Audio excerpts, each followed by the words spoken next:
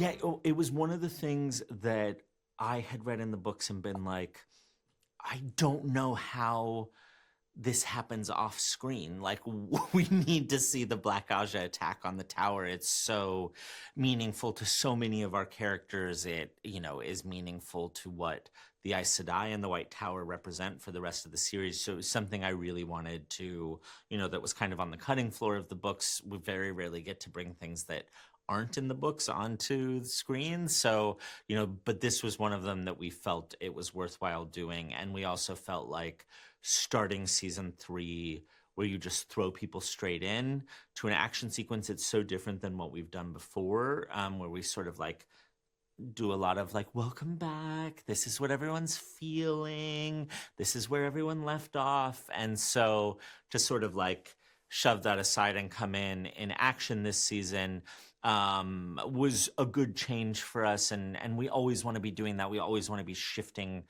how we're approaching it so that the audience never gets into a feeling like they know what they think we're going to do next.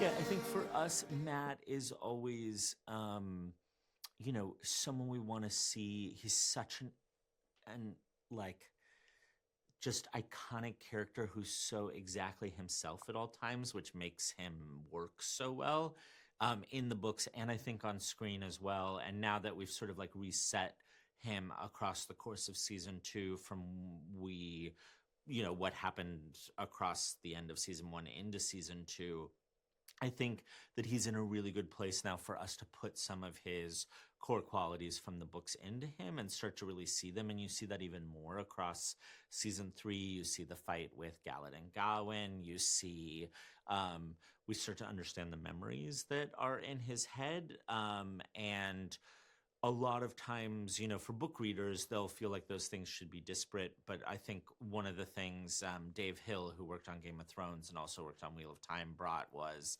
that like one of the key things to try to work on for a television adaptation of epic fantasy is to limit fantasy duplication. A lot of books have sort of like things that are similar, but they're different in the books. And that can be a lot for new audiences to take in because they have to take them in as new things. The same way that in the books, being a sniffer and being a wolf brother were two totally different things that had nothing to do with each other, but they shared all of these very similar traits. So we combine them into one thing for the television show, and then there's one thing that we can do well, wolf brother, and people can understand that and what it means, and it means a lot to Perrin. Same thing with Matt and the memories of like the big iconic thing he does is blow the horn of Valir.